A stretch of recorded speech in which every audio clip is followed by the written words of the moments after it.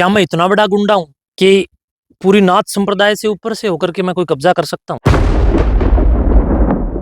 इस तरह की भी चर्चाएं सुनने को मिली कि नाथ संप्रदाय जो है आपको यहाँ से हटाने की प्रक्रिया उन्होंने शुरू कर दी है और कोई ऐसे महंत को देखा जा रहा है जो कहीं न कहीं यहाँ पर कोतकला में जिसको बिठाया जाए। क्या इस तरह की अगर चीज़ें भविष्य में होती हैं, तो आप क्या उसके लिए तैयार हैं? उसको खुद को 1-1.5 एकड़ जमीन है और करोड़ों की कोठी बनाने लग रहा है। धरनों से गरीब किसानों को इन लोगों ने कहीं न कहीं शोषण करने का और धरनों से चंदा खाने का भी इन लोगों ने बड़े स्तर पर काम किया है। इसलिए इन लोगों को मैं भी चंदा खाने वाला देखता हूँ।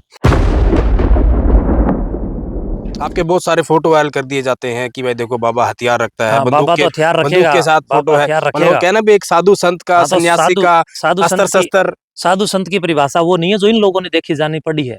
साधु संत तो इतिहास उठा के देखो, जब चिमटे का युग था तो चिमटा रखा, वो हथियार ही था। जी। त्रिशूल का युग था तो त्रिशूल शिव ने भी रखा है। और जब भाले का युग था तो भाला भी रखा है। जो चंदा आता है, जो पैसा आता है, वो पैसा यानी कि उसकी अमाउंट करोड़ों में है, जो कहीं न कहीं इससे जो जनरेट होती है इनकम, वो कहीं न कहीं यहाँ नहीं लगाई जा रही, वो पैसा कहाँ जा रहा है? कहने वाले लोगों ने कभी 2 रुपए दिए? जो इल्जाम लगा रहे हैं वो लोग कौन है? नंगड़ लोग इल्जाम लगा रहे हैं। जो इल्जाम लगा रहे हैं उन्होंने कभी कोई 2 पैसा दिया हो तो आओ और मेरे से हिसाब मांगो। ये लोग चाहते हैं कि सारा हरियाणा मेवात बन जाए, लेकिन सुकराईनाथ जब तक जिंदा है ना, तुम स्वप्न लो। अभी हिंदुओं से भी निवेदन करता हूँ, देखो हिंदू मुस्लिम नहीं कर रहा मैं, लेकिन जब इसको पढ़ोगे, जब पता चलेगा, घर पे बैठ के यूट्यूब के ऊपर मेरे खिलाफ गाली लिखने से सुकराईनाथ का कुछ नहीं बिगड़ेगा। जो इन लोगों की कुरान है, एक बार आप मेरे कहने से उस कुरान को पढ़ के देखिए। साफ तौर पर उस कुरान को पढ़ने वाला व्यक्ति बनेगा क्या? हत्या करने तक का, सेंध लगाने तक का, मारना, काटना, जाहिलियत, जुमलियत, सब कुछ वही किताब सिखाती है जो आसमानी किताब है। जहाँ-जहाँ पहले भी आप जिन मठों में रहे, कि कहीं न कहीं आप जो लोग आपके साथ रहते हैं, बहुत लंबे समय तक आपके साथ नहीं रह पाते। यानी कि उन लोगों को या तो आप वहाँ से हटा देते हैं, आश्रम से भगा देते हैं, यानी कि कोई भी भगत जो है, लंबे समय तक आपके साथ सर्वाइव नहीं कर पाता। इसकी वजह मतलब क्या है?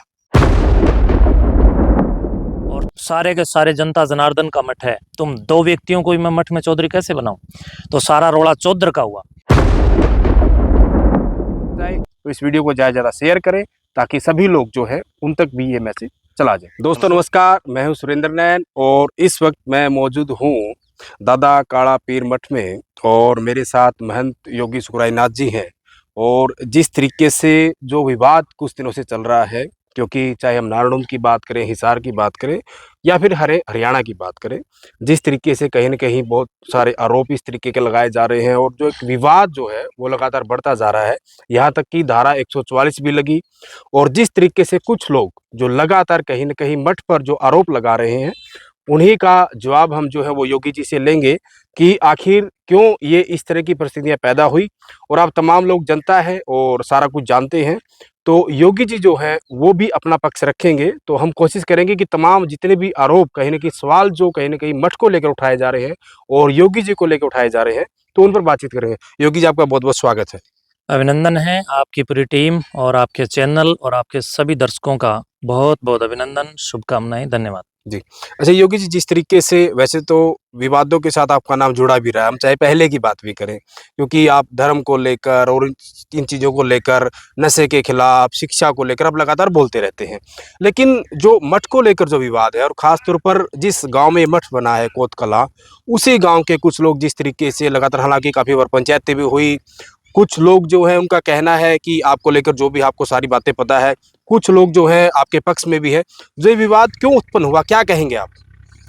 प्रिय बंधुओं और आपके YouTube चैनल के सभी दर्शकों, महायोगी दादा काला पीर जी महाराज के सभी श्रद्धालुओं और पूरे हरियाणा स्टेट ही नहीं बल्कि पूरे भारत में मेरे जितने भी शुभचिंतक बंधु मुझे अभी सुन पा रहे हैं, देख पा रहे हैं, आप सभी को बताना चाहूँगा कि मैं विवादित नहीं, मर्यादित हूँ और इसीलिए लोगों को थोड़ा कम भाता हूँ, क्योंकि लोग खुद विवादित हैं और वो चाहते हैं कि हमारी राजनीतिक रोटियां हम कैसे सेकें। अर्थात वो लोग राजनीति के कहीं न कहीं आदी रहे हैं। एक व्यक्ति तो ऐसा है जिसने एमपी का चुनाव का प्रत्याशी भी वो व्यक्ति रहा। दूसरा जो मेरे खिलाफ लगा हुआ है वो अपने आप को आने वाले समय में विधानसभा में एमएलए बनाना चाहता तैयारी है। कर रहे हैं। तो सोचता है महंत जी पर आरोप प्रत्यारोप लगा करके मैं प्रकाशित बनूं और मैं कहीं न कहीं लाइमलाइट में आऊं। लोग कुछ तो इस ऐसे ही लगे हैं कि कुछ लोग फेम ही पाना चाहते हैं। रही बात इस वितंडा की जो मेरे विरुद्ध अभी खड़ा हुआ है, तो इसके पीछे का मुख्य कारण ये है कि जिस भूमि में अभी आप लोग बैठे हैं जी, ये महायोगी दादा कालापीर जी महाराज की ही भूमि है। और जो लोग ये बार बार दावा कर रहे हैं कि मठ हमारा, जमीन हमारी, तो जरा एक बार भीतर में मैं उन लोगों को भी, अगर मुझे देख पा रहे हैं और मुझे कन्फर्म है कि आप लोग मुझे अभी देख पा रहे तमाम हैं, लोग सुनेंगे आपको। तमाम तो देखेंगे, वो भी सुनेंगे जो जिनको मैं जवाब दे रहा हूँ। बिल्कुल।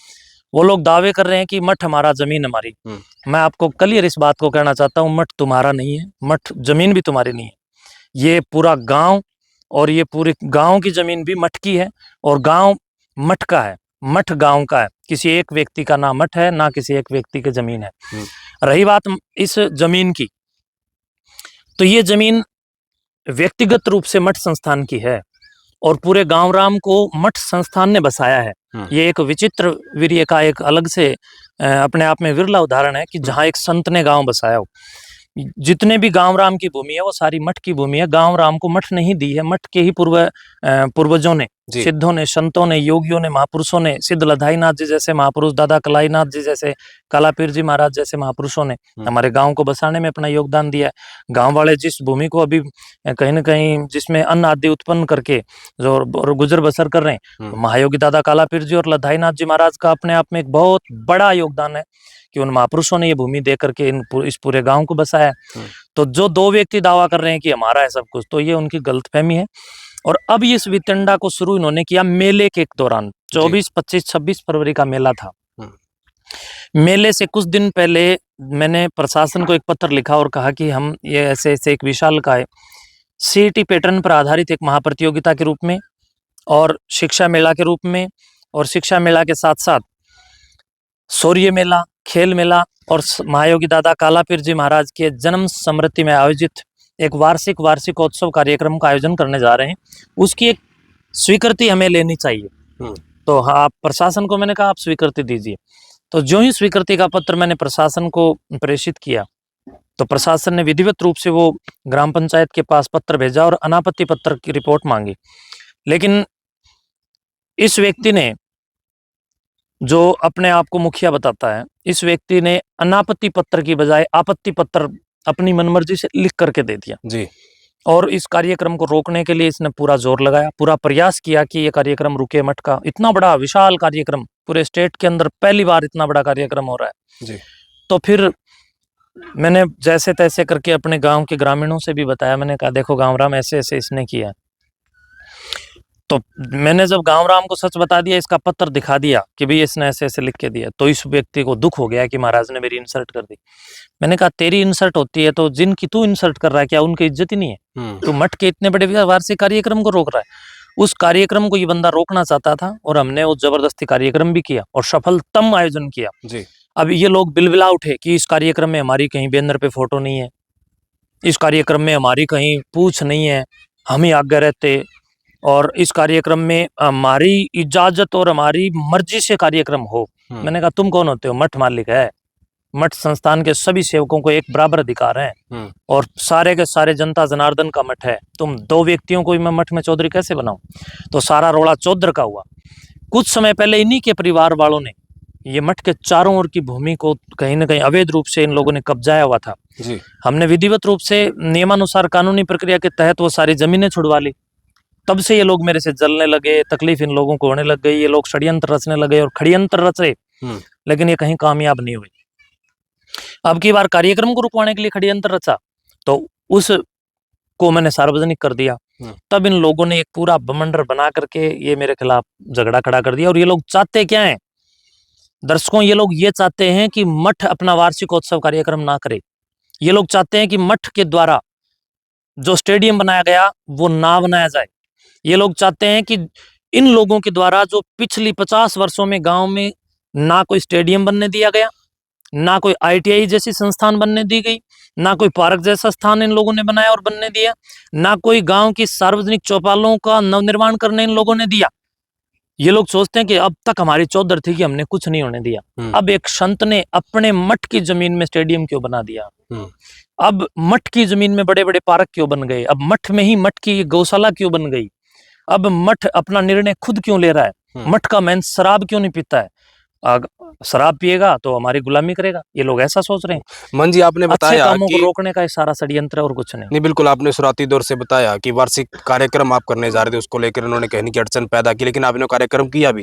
लेकिन उसको लेकर बहुत सारे आरोप लगाए कि जो मठ है उसमें बहुत सारे अवैध कार्यक्रम होते हैं, महिलाओं का उसमें नाम है कि लड़कियों को किस तरीके से बुलाया जाता है, टेलीफोन किया जाता है, लोकेशन बताई जाती है कि आप यहाँ से यहाँ आइए, और इस तरह के लोग जो कहीं न कहीं शराब में लिप्त हैं, क्योंकि आप एक तरफ कहीं न कहीं नशा छुड़ाने की बात करते हैं, लेकिन उन्हीं का ये भी आरोप है कि आस-पास आपके आस-पास जो लोग रहते हैं, वो कहीं न कहीं शराब भी या उस प्रवृत्ति के लोग रहते हैं। बंधुओं, मठ संस्थान में आप आधुनिक भारत की बात कर रहे हैं। सरकारों के द्वारा और प्रशासनिक सिस्टम के द्वारा ये आदेशित किया गया है कि जितनी भी बड़ी-बड़ी संस्थान है, इनमें सीसीटीवी कैमरे अनिवार्य हैं। तो आरोप लगाने वालों को द्वंद्वों की पीड़ाओं से बाहर निकल करके वैचारिक चिंतन भी करना चाहिए जी। कि महायोगी दादा कालापीर मठ संस्थान कोई छोटी-मोटी संस्था नहीं है। इस संस्था में चप्पे-चप्पे पर सीसीटीवी कैमरे लगे हुए हैं, और तुम लोग इल्जाम लगा रहे हो तो तुम्हें शर्म नहीं आती इल्जाम लगाने से पहले कि जिस व्यक्ति पर तुम इल्जाम लगा रहे हो वो व्यक्ति सीसीटीवी कैमरेज के बीच में रह रहा है। जी। तो इतने यहाँ पर कैमरे लगे हुए, सब बेबुनियाद आरोप ये लोग लगा रहे हैं, और ये इसीलिए आरोप लगा रहे हैं, ये सोचते हैं कि महंत किसी तरह हटे और यहाँ कोई ऐसा महंत बैठे जो इन लोगों की डुगडुगी हो, इनकी कठपुतली हो। बस इस कड़ी में ये भी कहना, जैसे आपने जमीन का बताया कि महापुरुषों की जमीन थी, पूरे गांव की, मठ की, उन्होंने कहीं न कहीं दान में दी और आगे कार्यक्रम हुआ, लेकिन ये कहना है कि जो योगी जी हैं उन्होंने कहीं न कहीं बहुत सारी जमीन पर कब्जा किया, और उसमें जो पैदावार होती है, जो ठेका आता है, उसका पैसा भी कहीं न कहीं अनाप-शनाप कहाँ लगाया जा रहा है, और ये भी आरोप है कि जो कहीं न कहीं मठ के अंदर क्या मैं इतना बड़ा गुंडा हूँ कि पूरी नाथ संप्रदाय से ऊपर से होकर के मैं कोई कब्जा कर सकता हूँ? सोच के देखो आप। जो कहीं न कहीं श्रद्धा भावना से जो चंदा आता है, जो पैसा आता है, वो पैसा यानी कि उसकी अमाउंट करोड़ों में है, जो कहीं न कहीं इससे जो जनरेट होती है इनकम, वो कहीं न कहीं यहाँ नहीं लगाई जा रही, वो पैसा कहाँ जा रहा है? कहने वाले लोगों ने कभी 2 रुपए दिए हैं? जो इल्जाम लगा रहे हैं वो लोग कौन है? नंगड़ लोग इल्जाम लगा रहे हैं। जो इल्जाम लगा रहे हैं उन्होंने कभी कोई 2 पैसा दिया हो तो आओ और मेरे से हिसाब मांगो। दूसरी बात, मेरे ऊपर ये इल्जाम भी लगाया जा रहा है कि महंत जी तो 6 महीने में चंदा लेते हैं। मेरा गांव है और दादा कालापीर की समाधि पर खड़े होकर वो लोग इल्जाम लगाएं कि महंत जी ने 6 महीने चंदा लिया, कि मैं मान जाऊंगा उनको? मैंने आज तक मठ में बैठ के कह रहा हूँ, गांव से मैंने कभी भी चंदा नहीं मांगा है। मेरा गांव राम साक्षी है, हम लोग कभी भी चंदा नहीं मांगते हैं। प्रतिवर्ष जो कार्यक्रम होता है, लोग अपने आप जबरदस्ती प्यार में, स्नेह में, श्रद्धा में, करुणा में, वात्सल्य में, दया में, भाव में, विभिन्न विभिन्न धार्मिक सांस्कृतिक समन्वय की और पुनर्जागरण की बुद्धि लोगों के अंदर है। उसके तहत लोग खुद चंदा इकट्ठा करके मेरे को प्यार करते हैं लोग। तो वो जो मेरी जनता है, मेरे श्रद्धालु हैं, मेरे प्रिय हैं, शुभ चिंतक है, वो लोग तो देंगे। लेकिन ये लोग जो इल्जाम लगा रहे हैं, ये कभी तो मठ में मत्था टेकने नहीं आते। आपके बहुत सारे फोटो वायरल कर दिए जाते हैं कि भाई देखो बाबा हथियार रखता है, बाबा तो हथियार बंदूक के साथ फोटो है, मतलब कहना भी एक साधु संत का, सन्यासी का, अस्त्र शस्त्र। साधु संत की परिभाषा वो नहीं है जो इन लोगों ने देखी जानी पड़ी है। साधु संत तो इतिहास उठा के देखो, जब चिमटे का युग था तो चिमटा रखा, वो हथियार ही था। त्रिशूल का युग था तो त्रिशूल शिव ने भी रखा है, और जब भाले का युग था तो भाला भी रखा है। जब जब जो हथियार जिस युग के रहे संतों ने रखे हैं सारे, आप दुर्गा माँ के मंदिर में जाइए, मैं तो एक सन्यासी हूँ लेकिन वो तो साक्षात देवी थी। दुर्गा माँ के सारे 8-9 हाथ तमाम हथियारों से लैस हैं। तो इन लोगों को माता के खिलाफ भी कोर्ट में मुकदमा डाल देना चाहिए कि माँ सबसे ज्यादा दयावान है, वो हथियार क्यों रखती है। दूसरी बात ये, हथियार रखना, मैं भारत का नागरिक हूँ, मेरा जन्मसिद्ध अधिकार है। हथियार रखना कोई गैर कानूनी कार्य नहीं है, शस्त्र सत्यापन है मेरा, और शस्त्र सत्यापन करके शस्त्र रखना इन लोगों को भी लाइसेंस है आपके पास? बिल्कुल बिना लाइसेंस के। दूसरी बात, जो फोटो मेरे इन लोगों ने वायरल किए, कुछ चालाकियों के द्वारा इन लोगों ने टेक्नोलॉजी की दुरुपयोगिता दिखाने का भी काम किया है। मेरे फोटो को, मेरे हाथ में है कुछ और, या फोटो वो 2018 में इन्होंने इस प्रकार का एक बमंडर किया था, उस दौरान इन्होंने फर्जी तरीके से हथियारों के साथ मेरी फोटो एडिटिंग करके वो समाज में इन्होंने जहर घोलने के लिए, लोगों को बेवकूफ बनाने के लिए, लोगों की भावनाओं में दुर्गंध भरने के लिए ये सब किया है। ये सब एडिटिंग की गई फोटो है। मेरे ओरिजिनल हथियार तो कभी मैं खुद ही चेक नहीं कर पाता हूँ, वो बंद ही रहते हैं। अच्छा, एक ये भी कहीं न कहीं योगी जी आप पर आरोप लगता है, जहाँ पहले भी आप जिन मठों में रहे, कि कहीं न कहीं आप, जो लोग आपके साथ रहते हैं, बहुत लंबे समय तक आपके साथ नहीं रह पाते। यानी कि उन लोगों को या तो आप वहाँ से हटा देते, आश्रम से भगा देते हैं, यानी कि कोई भी भगत जो है लंबे समय तक आपके साथ सर्वाइव नहीं कर पाता। इसकी वजह मतलब क्या है? देखिए, ऐसा है, मैं पहले छोटी संस्था का महंत था। हमारे ही उपशाखा है कोत गांव की, कंडेला गांव में। वहाँ कर्मचारी भी कम रहे, क्योंकि छोटी संस्था थी। उसके बाद मैं पदोन्नत हुआ तो मेरे को एडिशनल एक किस्म से मैं कह सकता हूँ कि चार्ज दे दिया अलीपुरा गांव का। जी। तो आप अलीपुरा में भी पता कर सकते हैं, वहाँ की सारी संस्थान को तोड़ के हमने नवनिर्माण किया और बहुत अच्छे ढंग से बनाया। तो वहाँ भी मुझे ज़्यादा कर्मचारियों की ज़रूरत नहीं थी, जितने थे वो मैंने रखे। फिर मैं जब यहाँ मेरे को मेरे पूज्य गुरु महाराज ने गोद लिया, नाथ संप्रदाय के नियमानुसार मेरा उज्जैन कुंभ के अंदर त्याग विराग की हमारी एक परंपरा होती है, वो परंपरा विधिवत रूप से कहीं न कहीं उस परंपरा का निर्वहन करते हुए मुझे यहाँ पर बिठाया गया। उसके बाद अब वो जो कर्मचारी उस गांव के थे वो उस गांव में रह गए, उस गांव के उस गांव में रह गए। अब यहाँ आया हूँ तो अब यहाँ के कर्मचारी यहाँ हैं। अब इतने सारे कर्मचारी हैं, उत्तर प्रदेश के कर्मचारी भी यहाँ हैं और अन्य स्टेटों के यहाँ पर कर्मचारी हैं। तो कर्मचारी तो मान लो मेरे पास कोई कर्मचारी है, वो कर्मचारी खुद ये कहेगा कि मैन जी मेरे कोई मौसम सूट नहीं कर रहा है, या मैन जी यहाँ पर ये लोग जो मेरे खिलाफ खड़े हैं ये उनसे भी झगड़ा करते हैं। ये जो झगड़ेलू लोग हैं इनसे परेशान होकर के भी कर्मचारी चले जाते हैं, और कर्मचारी तो जी कर्मचारी वो झगड़े में क्यों पड़ेंगे। योगी जी, आपने कहा कि जो परंपरा आपकी है मठ संप्रदाय की, उसके हिसाब से जो कहीं ना कि आपको यहाँ बिठाया गया, लेकिन सवाल ये भी खड़ा होता है जो आपके 8 जो पीर होते हैं, कहीं ना कि जिस तरीके से गद्दी जिस तरीके से बिठाया विधिवत रूप से बिठाया जाता है, तो कहीं ना कि आपको पर ये भी आरोप लगता है कि आप जहाँ इस गद्दी पर बैठे हो मठ पे, तो ये भी अनियंत्रित रूप से बैठे हो, यानी कि अधिकृत जो हमारे 8 महंत पीर जी हैं, वो हमारे पूज्य हैं, बड़े हैं, मैं उन सबका सम्मान करता हूँ। आप थोड़ा सा बुद्धि का प्रयोग कीजिए, जनता को भी कहूंगा थोड़ा सा सोचिए, क्या मैं इतना बड़ा गुंडा हूं कि पूरी नाथ संप्रदाय से ऊपर से होकर के मैं कोई कब्जा कर सकता हूं? सोच के देखो आप, मैं तो छोटा सा बालक हूं, मेरे नाथ संप्रदाय ने मुझे यहाँ पूरे गांव राम की मौजूदगी में पूरा विशाल देश में ला करके ही मुझे इस गद्दी पर बिठाया था। और ये लोग कह रहे हैं कि 6 महीने के लिए बिठाया। तो इन लोगों को कोई पूछे, और एक व्यक्ति और जिसकी वीडियो ये लोग कुछ वायरल कर रहे हैं वो कह रहा है कि भी भंडारे तक बिठाया गया था, वो कहीं ना कहीं मग्गड़ मार के बोल रहा है, जो भी है। तो उस बंदे से भी मैं ये कहूंगा कि आप जो बोल रहे हैं तो थोड़ा सा नशे से बाहर आकर के बोलिए, थोड़ा सा समझिए। कोई भी इतनी बड़ी गद्दी पर महंत बिठाया जाता है तो करोड़ों रुपया खर्चा करके ऐसे ही नहीं बिठाया दिया जाता है। 6 महीने के लिए बिठाया गए महंत के ऊपर करोड़ों रुपए खर्चा कौन मूर्ख करेगा? कोई नहीं कर सकता। बताओ, करेगा तो मूर्ख नहीं क्या? इसलिए जो महंत बिठाया जाता है तैया पर, वही परमानेंट महंत होता है, और वो महंत फिर अपने सानिध्य में भंडारा करता है जी। तो जनवरी की 6 तारीख को मैं बिठाया गया पूरे गांव राम ने, और बहुत सभ्य तरीके से पूरे ढंग और पूरी प्रक्रिया के साथ बिठाने के बाद हमने फिर नाथ संप्रदाय की बैठक में भाग लिया, और बैठक के अंदर मैंने अपनी बात रखी, और बात रखने के बाद पूरा विधिवत रूप से हरड़ पूजा का कार्यक्रम किया गया, पूरी एक वृतांत रखा गया। फिर हरड़ पूजा की भी पूरी की पूरी यहाँ पर जो प्रॉपर विधिवत रूप से विधिवत यहाँ पर कार्यक्रम और गतिविधियां हुई।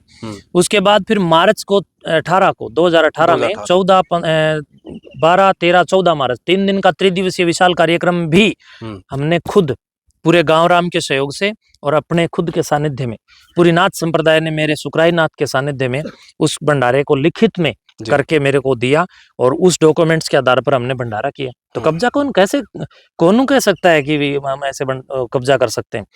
फिर उसके बाद में जब तैया पर महंत बिठाई दिया गया, भंडारा करने का अधिकार भी तो तभी आया मेरे पास। उसके बाद लेकिन जो लोग मेरे खिलाफ बोल रहे हैं वो केवल बोल सकते हैं, उन लोगों को नाथ संप्रदाय की जानकारी नहीं है। एक आध किसी भी व्यक्ति ने शराब पी करके उनको भ्रमित कर रखा है, और ये लोग भ्रमित हैं वो भी हमारे ही लोग हैं जो विरोध कर रहे हैं। मैं उनसे प्यार करता हूँ, वो लोग भी मेरे अपने हैं, कोई पाकिस्तानी नहीं है। ठीक है, इसी कड़ी में आखिर में, लेकिन वो भ्रमित हैं बस। आखिर में मैं कंक्लूड करना चाहूंगा, जिस तरीके से आपने कहा मैं विधिवत रूप से यहाँ बैठा हूँ, जो आपकी संप्रदाय जो नाथ संप्रदाय की प्रक्रिया होती है उसके तहत आप यहाँ हैं गद्दी पर, लेकिन कहीं ना कहीं जो लोग आपके खिलाफ हैं वो रोहतक में जो स्थल बोरा आश्रम वहाँ जाकर मिले होंगे, बाबा बालकनाथ से मिले होंगे, तो कहीं ना कहीं इस तरह की भी चर्चाएं सुनने को मिली कि नाथ संप्रदाय जो है आपको यहाँ से हटाने की प्रक्रिया उन्होंने शुरू कर दी है, और कोई ऐसे महंत को देखा जा रहा है जो कहीं ना कहीं यहाँ पर कोतकला में जिसको बिठाया जाए। क्या इस तरह की अगर चीजें भविष्य में होती हैं तो आप क्या उसके लिए तैयार हैं? कमाल करते हो, जब नाथ संप्रदाय मुझ बच्चे पर आशीर्वाद बरसा करके यहाँ बिठा सकती है और मैं उसकी आज्ञा का पालन कर सकता हूँ, इतनी महान नाथ संप्रदाय, उज्जवल नाथ संप्रदाय का, तो अगर वो नाथ संप्रदाय मुझे खुद आज्ञा दे, आदेश करे कि आप छोड़ो, मैं 1 सेकंड नहीं लगाऊंगा। मेरी नाथ संप्रदाय मुझे अगर ये कहेगी ना मैं जी आप छोड़ो, मैं क्यों लड़ूंगा? मेरे बड़ों ने मुझे बिठाया है, मेरे बड़े मुझे हटाना चाहेंगे तो मैं छोड़ दूंगा 1 सेकंड में। मेरा गांव राम मुझे कहे, मेरी नाथ संप्रदाय मुझे कहे, तो मैं उनके खिलाफ क्यों जाऊंगा जी? मैं तो धन्यवाद करता हूँ नाथ संप्रदाय और मेरे पूरे समाज का, जो एक बिल्कुल छोटा सा बच्चा था मैं, बिल्कुल छोटा सा अबोध, बिल्कुल। और मुझ बच्चे के ऊपर 2018 में इतना बड़ा जन समर्थन और इतना बड़ा एक, मैं कहूंगा कि एक विश्वास जताया गया, और उस विश्वास से मुझे इतनी बड़ी गद्दी पर आसीन किया गया, यहाँ सेवा करने का मुझे अवसर दिया।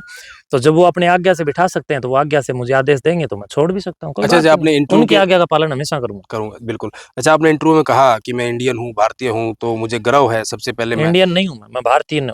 भारतीय, आप भारतीय आपने बोला, और मैं देख रहा था कि मठ में जितने भी झंडे लगे हैं, मैंने भी देखा कि सबसे ऊपर जो तिरंगा झंडा है, यानी कि आपने तमाम झंडों से ऊपर तिरंगा झंडे को आपने रखा हुआ, जो एक सम्मान की बात है। लेकिन जिस तरीके से पड़ोसी देश से जो कुछ दिन पहले जिस तरीके से आतंकवादी आए और हमारे लोगों को मारा, क्योंकि आप लगातार जो है पाकिस्तान के खिलाफ या फिर इस तरह की जो गतिविधियां होती रही हैं उनके खिलाफ आप बोलते रहे हैं, लोगों को बहुत सारी उम्मीद रहती है सरकार से कि कार्रवाई होगी। इन पूरे तमाम तरह की जो कहने की गतिविधियां थी, क्या कहेंगे आप? राष्ट्रीयता की अनन्य साधना में जो भी तत्वबाधक होते हैं, वो चाहे आतंकवादी हो, चाहे आंतरिक आतंकवादी हो, उन पर कार्रवाई होनी चाहिए। और ऐसे लोग देश, समाज, कुल और वर्ग या जिला, राज्य, उन लोगों के लिए कुछ भी ये चीज मान्य नहीं होती हैं। वो लोग आतंक मचाने वाले हैं, चाहे वो समाज में भी हो, चाहे वो देश के ऊपर भी हो, चाहे वो विदेशी हो, चाहे वो उनका कोई जाति धर्म नहीं है। जो जाति धर्म तो होता है, लेकिन वो उसको हम जाति धर्म कह नहीं सकते। मैं कह सकता हूँ कि वो उनका एक मिजाज होता है कि मूंछ नहीं होती, कुछ लगभग ऐसे होते हैं। तो और जो है ना, अपने छोटे भाई का पजामा पहनते हैं और बड़े भाई का कुर्ता पहनते हैं, ऐसे लोग आतंक पहचान है उनकी। हाँ, वो है, वो तो जनता ही जानती है। तो ऐसे लोग आतंक मचाते हैं। तो ऐसे लोगों के लिए भारत सरकार ने एक से एक शस्त्र खरीद रखे हैं, और वो नुमाइश के लिए नहीं है। आवश्यकता पड़ी तो भारत की मजबूत सरकार जरूरत पड़ने पर मिसाइल मैन, हमारे डॉक्टर एपीजे अब्दुल कलाम साहब के जितने भी परमाणु परीक्षणों के माध्यम से जितने शस्त्र तैयार करके भारत को आने वाली हजारों वर्षों तक युद्ध के लिए थमा दिए गए थे, वो भी कहीं ना कहीं सरकारें बाट देख रही कि इनका भी यूज हो तो जरूरत पड़ेगी। तो मैं समझता हूँ चाइना और पाकिस्तान जैसे इन दुष्ट देशों को जवाब देने के लिए भारत सरकार इसके लिए कटिबद्ध, प्रतिबद्ध और लामबद्ध है। अच्छा, पहलगाम में जिस तरीके से जिन निर्दोष लोगों को मारा गया, उसमें करनाल के शहीद लेफ्टिनेंट विनय नरवाल भी थे। उनकी पत्नी का बयान भी आपने सुना, और उन्होंने कहा कि हम कहीं न कहीं मुसलमानों के या कश्मीरियों के खिलाफ नहीं है। उन्होंने पर्टिकुलर ये बात बोली, हम कहीं न कहीं उन तमाम लोगों के खिलाफ है जो इस तरह की प्रवृत्ति करते हैं। यानी कि हम कोई इसमें धार्मिक या फिर जातीय वो नहीं करना चाहते, लेकिन उनकी बात को जिस तरीके से उनके खिलाफ सोशल मीडिया पर लिखा जा रहा है, आपने भी देखा होगा, हालांकि अभिव्यक्ति की आज़ादी है, हर कोई लिखता है, तो उनको भी कहीं न कहीं कटघरे में खड़ा किया जा रहा है। कोई अतिशयोक्ति नहीं। देखिए, मैं आपको ये बताना चाहता हूं, जब ऐसे लोग जो समाज में अल्पसंख्यक के नाम से जी रहे हैं, शरणार्थी के नाम से जी रहे हैं, रोहिंग्याज के नाम से जी रहे हैं, वो लोग जब अपनी तादाद बढ़ा लेते हैं, तब वो वहां की सनातन धर्मावलंबी जनजीवन की जातियों को, मनुष्य जातियों को परेशान करने लग जाते हैं।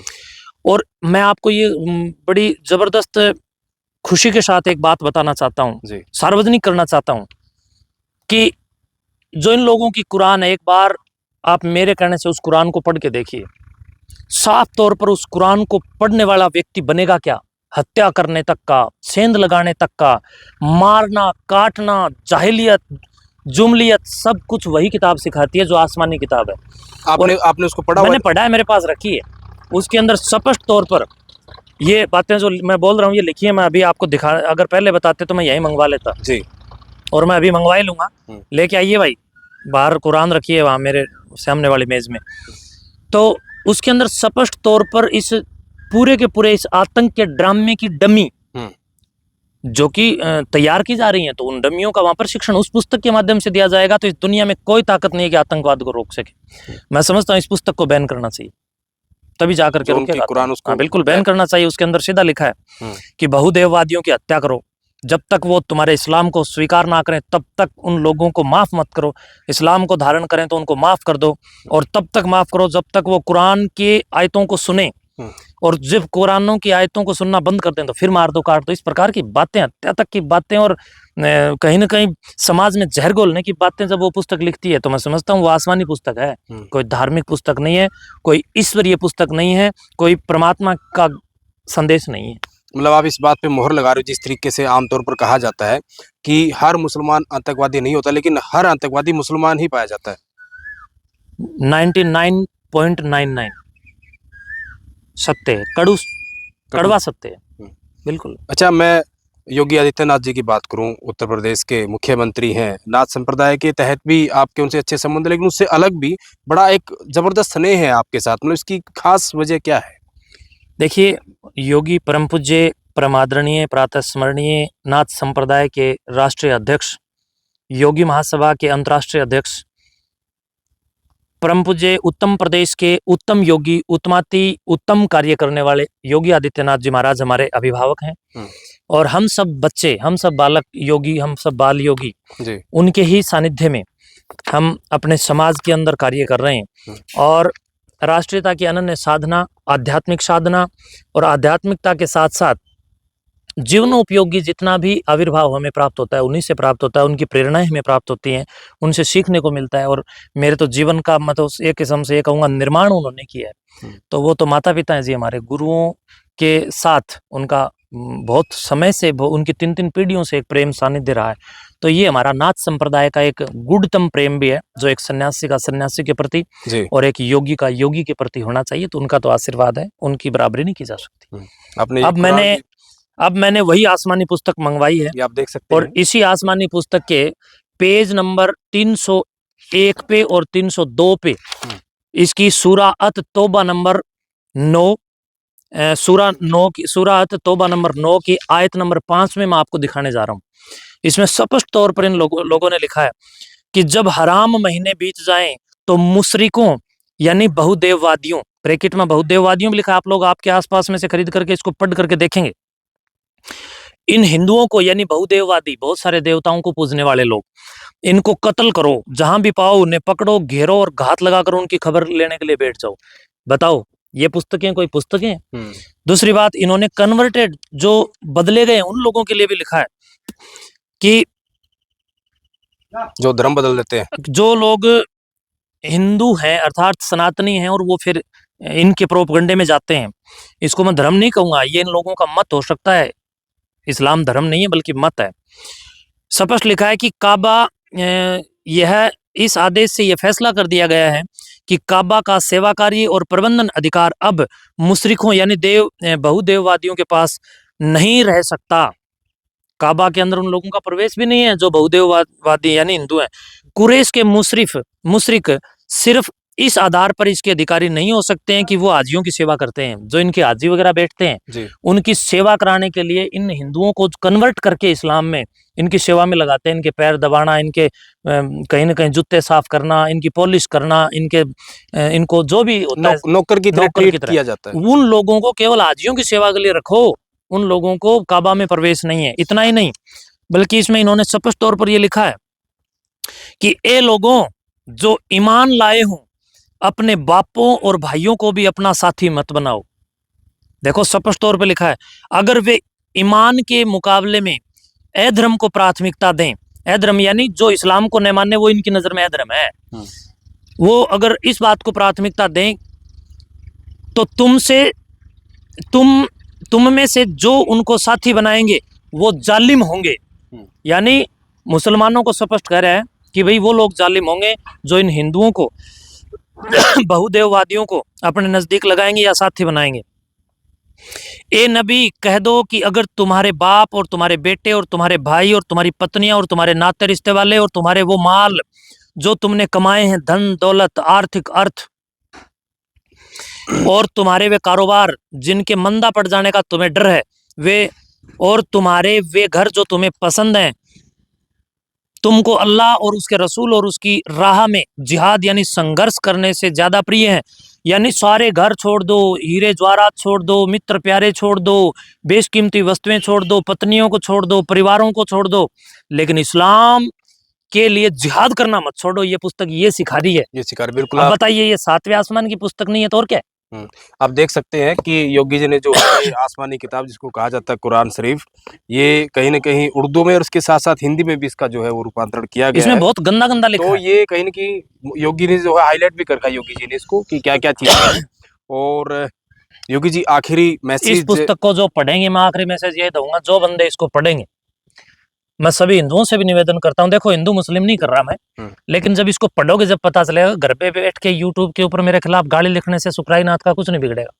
लेकिन प्लीज आप सबसे निवेदन करता हूं, मेरा ही एक गनमैन था हरियाणा पुलिस का, वो मेरे से ये कहता था कि महन जी आप मुसलमानों के खिलाफ बोलते हो। मैंने कहा अरे मैं मुसलमानों के खिलाफ नहीं बोलता हूँ, एक दो चार बहुत अच्छे मेरे मुसलमान मित्र भी हैं, लेकिन वो खुद भी इस गंदगी के खिलाफ बोलते हैं, इसलिए मुझे पसंद है। वो सच्चाई बताते हैं कि महन जी ये इसमें लिखा है ये बिल्कुल गलत लिखा है।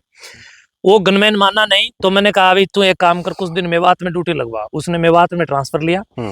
फिर एक रोज रात को मेरे पास उसका फोन आया, बोला जी आप सही कह रहे थे, यहाँ पर हमारे पीछे पड़े हुए जंगल में छुप के प्राण बचा रखे हैं, बहुत भारी फोर्स आने लग रही है हमारे प्राण बचाने के लिए। उसका पैर तक इन लोगों ने तोड़ दिया वहां पर, यानी पुलिस से भी ये जाहिल डरते नहीं है जी। और कुछ दिन पहले मेवात में हुआ क्या था, वहां पर बड़े स्तर पर हमारे हिंदू मंदिरों के ऊपर इन लोगों ने हमले किए, और हमले करके इन लोगों ने वहां पर हमारी बहन बेटियां जो पूजा पाठ कर रही थी उन लोगों को इन लोगों ने बेदर्द के साथ मारने का प्लान किया और वहां पर बहुत बड़ा क्रंदन किया जी। तो इसलिए मेरा आखिरी और विशेष यही एक संदेश है कि जिन किताबों में आतंक धारण है, जिन किताबों में आतंक छपा है, वो चाहे हिंदुओं की हो, चाहे मुसलमानों की हो, चाहे वो ईसाइयों की हो, उन पुस्तकों को फॉलो मत करें। दूसरी बात, मेरे साथ जो वितंडा चल रहा है वो स्वार्थी तत्व वितंडा कर रहे हैं। वो लोग चाहते हैं कि महन जी इस एरिया के अंदर इतने अच्छे अच्छे काम कर रहे हैं, और वो काम अगर होंगे तो महन जी के समाज में एक सम्मान की भावना महन जी के प्रति बढ़ रही है, वो उन लोगों से कहीं ना कहीं सहन नहीं हो रही है। मठ के अंदर मेरा इतना ही कसूर है कि मठ की प्रॉपर्टी मैंने इन लोगों के कब्जे से मुक्त करवा ली, और मेरा इतना ही कसूर है कि इन लोगों से कहीं ना कहीं जबरदस्ती मैंने अपने मठ की जमीन में व्यक्तिगत रूप से इन लोगों से ऊपर होकर के स्टेडियम बच्चों के लिए बना दिया, और दूसरी बात बड़े बड़े पार्क बना दिए, गौशाला बना दी, और मठ की एक एक इंच जमीन छुड़वा ली। बस यही मेरा एक कसूर है, और अगर ये मेरा कसूर है तो ये मैं हर जन्म ये कसूर करूंगा। जी, बहुत बहुत शुक्रिया महंत जी हमें समय देने के लिए। शुक्रिया। तो ये थे योगी महंत सुखराई नाथ जी, क्योंकि लगातार जो दूसरे जो कहीं न कहीं लोगों की वीडियो है, बहुत सारे आरोप हैं, वो लगातार आप कई दिनों से देख रहे थे, तो बहुत ज़रूरी था कि खुद योगी जी से भी उन तमाम, वैसे तो सवालात बहुत सारे थे धर्म को लेके, देश को लेकर, सरकारों को लेके, लेकिन बड़ा मसला जो अभी चल रहा है उसको लेकर जो प्रमुख चीज़ें थी वो हमने जानने का प्रयास किया, और योगी जी ने सारी की सारी बातें जो है वो बता दी हैं कि आखिर जो लोग इनके खिलाफ हैं उनका उद्देश्य क्या है, और महंत जी क्या मानकर चल रहे हैं, क्या कुछ इन्होंने ठान रखा है, और ये साफ तौर पर कह दिया है कि जो ये काम कर रहे हैं, अगर ये करने के लिए इनको कुछ भी करना पड़े तो ये करते रहेंगे।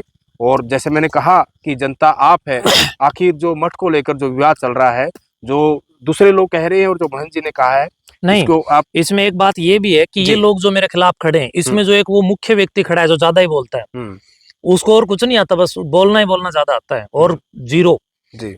उसको खुद को 1-1.5 एकड़ जमीन है और करोड़ों की कोठी बनाने लग रहा है। धरनों से गरीब किसानों को इन लोगों ने कहीं न कहीं शोषण करने का और धरनों से चंदा खाने का भी इन लोगों ने बड़े स्तर पर काम किया है, इसलिए इन लोगों को मैं भी चंदा खाने वाला देखता हूँ।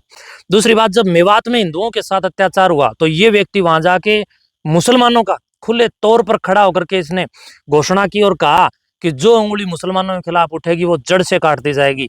यही व्यक्ति जो मुसलमानों का बड़ा सपोर्टर है आज मेरे खिलाफ खड़ा है।